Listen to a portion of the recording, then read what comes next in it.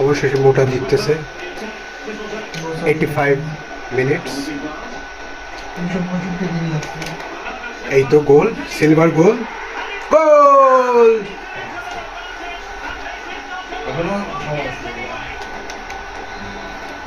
এখন দেখা যাক এমবাপ্পে কি করে।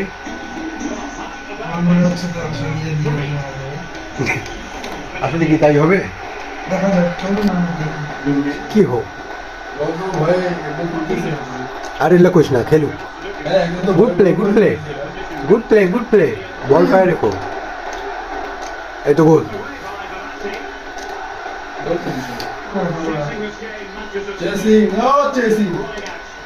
আরে কাটব্যাক, ও রে রাকিব ব্যাকআপ।